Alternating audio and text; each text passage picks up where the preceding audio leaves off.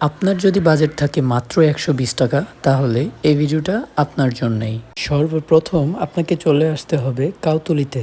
কাউতুলি থেকে আপনাকে আসতে হবে রামরাইল বাজারে। রামরাইল থেকে চলে আসবেন সেনদা ইকো পার্কে। আসার পথে কিন্তু দুইটা জিনিস দেখবেন। প্রথমত হচ্ছে যে রাস্তার পাশে অনেক সৌন্দর্য, আর বর্তমানে ওইদিকে রাস্তাটা খুবই খারাপ, যার কারণে আপনার অবস্থা খুবই খারাপ হয়ে যেতে পারে।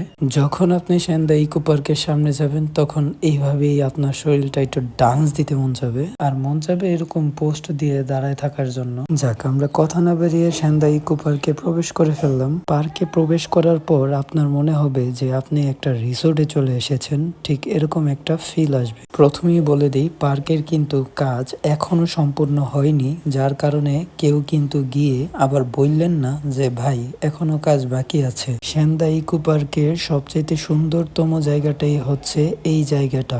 মেবি এটাকে ঝুলন্ত ব্রিজ বলে বা ব্রিজ বলা হয়। পুকুরের এই মাঝখানে এই ব্রিজটা দেওয়ার কারণে আরো সৌন্দর্য করে তুলেছে এই ইকো পার্কের। আপনাদের সবাইকে সাজেশন থাকবে যে আপনারা একটু বিকালে আসলে সবচেয়ে বেস্ট হবে। ইকো পার্কের ওই পাশে কিন্তু অনেকটা খোলামেলা স্পেস আছে, যা কিন্তু বাচ্চাদের জন্য খুবই একটা মনোরম পরিবেশ হতে পারে। এইদিকে আসলে আরো দেখতে পারবেন রূপকথার মতন আমাদের সামনে দাঁড়িয়ে আছে পরী। আমাদের কাছে সবচেয়ে ভালো লেগেছিল সেখানকার বসে থাকার বেঞ্চগুলা অনেক সুন্দর করে সাজিয়ে রেখেছিল।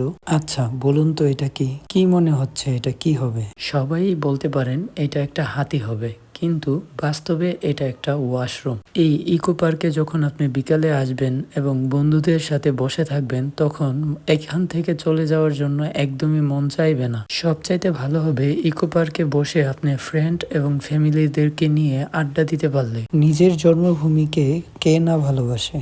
We love Brahmanbaria. ভিডিওটা কেমন লেগেছে আপনার মতামত অবশ্যই কমেন্ট করে জানিয়ে দিবেন। আর হ্যাঁ, দয়া করে আমার চ্যানেলটা সাবস্ক্রাইব করে ফেলুন আর বেল আইকন বাজিয়ে রাখুন। আবার দেখা হচ্ছে কোনো নতুন ভিডিওতে। আল্লাহ হাফেজ।